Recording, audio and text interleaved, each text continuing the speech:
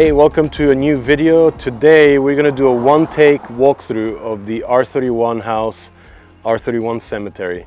So without further ado, I'm just going to start the video and basically walk through the entire 400 car array here that Shibata-san has stocked up over the years.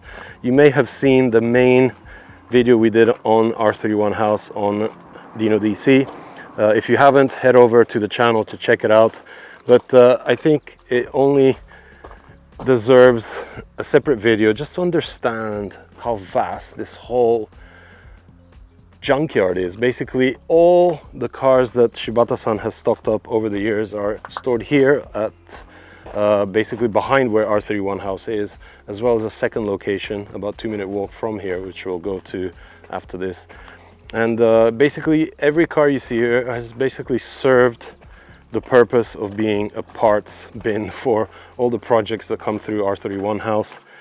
They have a lot of customers across Japan and foreign countries that basically need to be fed all these parts that Nissan don't make. So all the cars that were bought and are still being bought through auctions and second-hand car dealerships are being kept and stripped apart to kind of give life and continue to keep some of the better condition cars on the road. As you'll see, there's other stuff in the middle as well. It's not just R31s. This is the March Alltech 12SR. I talked about that car in the main video. And I'll just try and walk through as much of this as I can because it's absolutely wild. You see everything from the 4-doors to the coupes, right down to the station wagons. And most of the perimeter has cars stacked on top of each other, so it really does double up. It's an old school Nissan Safari here, an old Nissan 200 ZR, Fairlady Z, and some really rare stuff in the middle too, which I'll call out as soon as we see another wagon here with some wood paneling. Let's go down this line up here.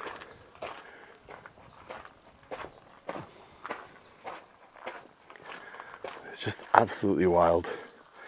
And I really do wonder how many years it's taken to get through all these cars, because once you start putting a car on top of another one, it gets a little bit more difficult to strip it for parts. But you know, I kind of had a look under a lot of these, and probably half don't have the engine. That's probably something that was the first thing they pulled out of these cars. This one's running an interesting spoiler. Looks like something you would pick up on like some Chinese website. It just goes around and around and never stops. I'll walk back and do the other lineup. So, you know, this is what enthusiasts have to do.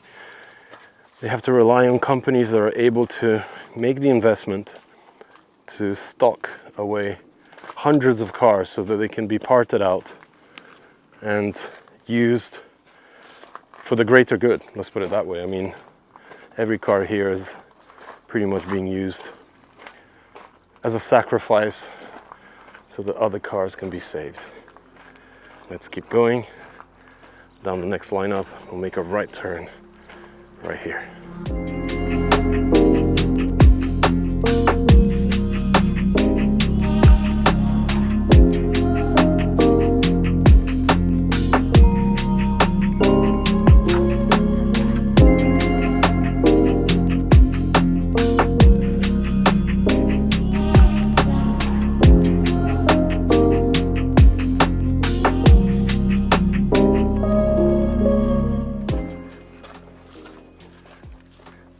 And the crazy thing is, like I mentioned, there's some really rare stuff here too. This is a Tomi Kaira M20.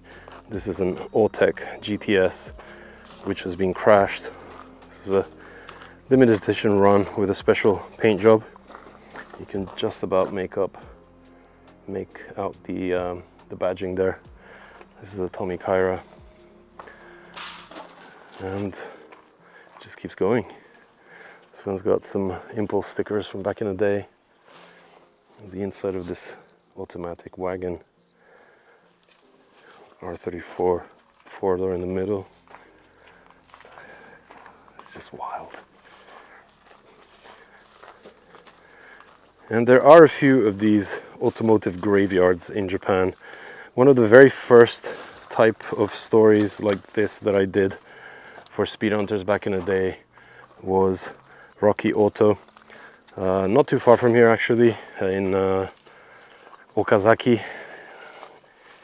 Basically, Watanabe-san from Rocky Auto stocked up so many R32 Otex and vintage cars like S30, Fairlady Zs and RX3 Mazdas, a ton of stuff, just to basically stock up on parts in an easy way instead of trying to get stuff from manufacturers. And of course, after that, manufacturers stopped supporting spare parts, and this was the only way that they could have all kept a nice flow of supply of parts for their customer builds, maintenance, and whatnot. 180 SX here in the middle. It's so tightly packed, we can't really go down this row. But as you can see, it's vast. Let's maybe go back to the front and take a look at the entrance here again before we head to the other car park. Hell, there's even a carbon fiber hood here for an R31. That could definitely be cleaned up and reused.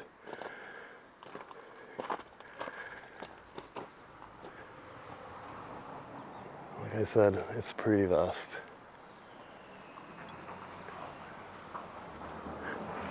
And with that said, it's over to the next car park, which is not as full as this one, but equally impressive.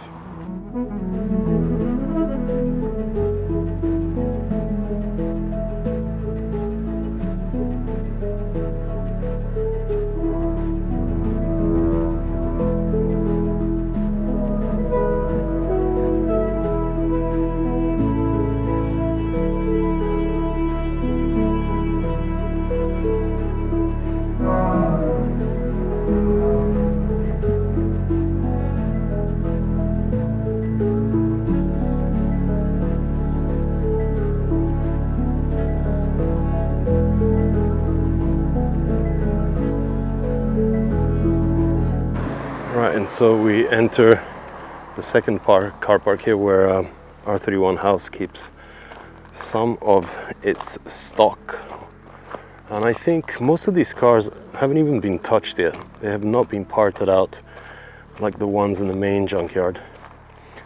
And you can tell there's also some much more better condition cars.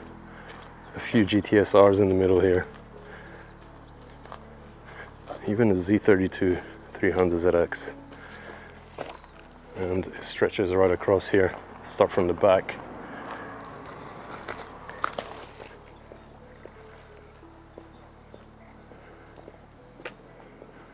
Mix of coupes and four doors with the occasional station wagon in there too. Alright, let's keep going. I do spot another GTS Alltech version, including an AE 11111. I'm sure this one definitely doesn't have its 20 valve.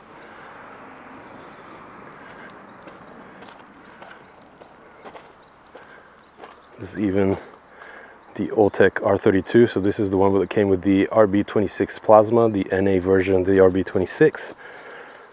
It's exactly the car I was talking about when I mentioned Rocket Bunny, because they dropped the RB26 DE into so many Zs and Hakoskas and Kenmarys. So there it is, including some 34s, something that has already been hacked up, ending up in a few more up here. I think that really does sum up what R31 is all about when it comes to taking the necessary steps needed to make sure that the business keeps progressing and the customers are kept happy and the best condition R31s in Japan are kept on the road and going. Hope you enjoyed this video. It's been awesome revisiting R31 House, and if you haven't checked the main channel video yet, make sure you head over to Dino DC and have a look at that. Until next time, check back soon for more.